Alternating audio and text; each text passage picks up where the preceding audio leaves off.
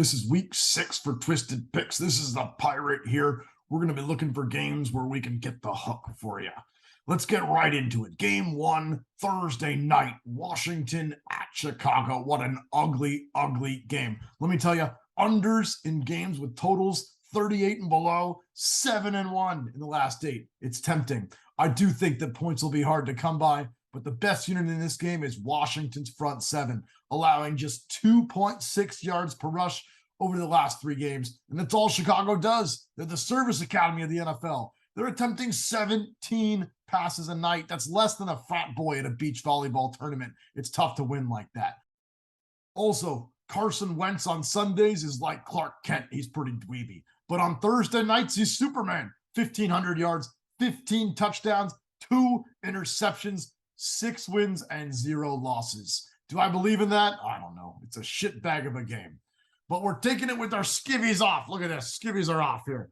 This is our pink for like breast cancer awareness. Yeah, look at that. Look at that. We're going Commandos +1. Game number 2, the New York Jets at the Green Bay Packers. The numbers say this should be Green Bay all day. It's Rodgers. He's so good off of a loss. The Jets 1-6 in their last 7 against the AFC North, but I've got these arrows going in opposite directions. I don't know if I'm quite all the way in on the Jets, but I'm pretty sure I'm out on the Packers. Rodgers was 7 of 19 last week on throws of more than 10 yards. That's not good. That's against a bad Giants secondary. I expect Green Bay to lean a little harder on the run this week.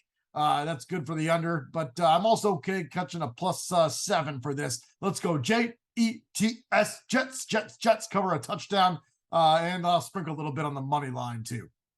Game number 3, the Baltimore Ravens at the New York Giants. You know, the Baltimore Ravens named after the Edgar Allan Poe poem, The Raven, Nevermore. Anyway, Nevermore. How do I split these two teams up? Let me tell you, one of these teams has a quarterback who ran a 4.67 40-yard dash at the combine. He's averaged 5.7 yards per carry since arriving in the NFL. And this year, he's carrying the ball 8 times a game, and he's already got multiple rushing touchdowns.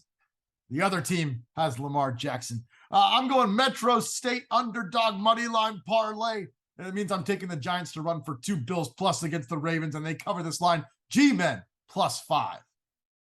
Next to Kansas City, Missouri. Now, this is a football game. I expect both of these quarterbacks and both of these offenses to show up. I'm really tempted to take Buffalo because I think they've built this team specifically to take on the Kansas City Chiefs. But then I got to thinking about how often you get to take Patrick Mahomes as an underdog. At home, it's never happened. He's never been an underdog at home. He's only been a dog 8 times in his career overall. His record in those games, 7 wins, 0 losses, 1 push against the spread. That's good enough for me. If I go down with the best player on the planet, catching 2.5, I can sleep easy and I'll walk the plank with that group. I'm taking the Chiefs +2.5. I'll enjoy this one either way. Next, we go to Dallas at Philadelphia for control of the National Football Conference Eastern Division. I can really see both sides of this one. Both teams have lots of positive trends. The Eagles, usually pretty good heading onto a bye week. They're 10-1 in their last 11 games as favorites. Dallas has covered 8 straight in the division, and they're 10 of their last 11 on the road. They're 7-2 against the Eagles straight up and against the spread in their last 9. I think the Cowboys have feasted on some pretty brutal offensive lines so far.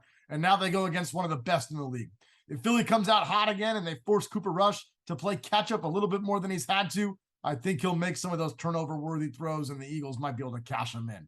I'll take Philly to end all this rush stuff, get us back to Dak Prescott for next week for the Dallas Cowboys. Birds -5.5. And here we go to the final game of the week, Monday Night Football. It's the Denver Broncos at the Los Angeles Chargers, an old school AFC Western Division matchup. Let me tell you, it goes against my DNA to lay points in a divisional matchup like this. And I found this note, and this note that I wrote to myself says, don't bet on Brandon Staley. So then I'm all set. I can take my dog here. But then I found another note, and this note says, definitely don't bet on Nathaniel Hackett. I wrote that to myself at some point over the last few weeks. It's got some exclamation points on there. So I can't bet on either one of these coaches. What am I supposed to do? I can't bet either coach. Where does that leave us? It leaves us betting against both of them. Let's take the under 45.5 points on Monday night. That's all I've got for you this week, boys and girls. Sail the high seas. I'm going to go do some exercise here. I got to go do some plank for the week. Take care. Good luck. May all your bets come in this week.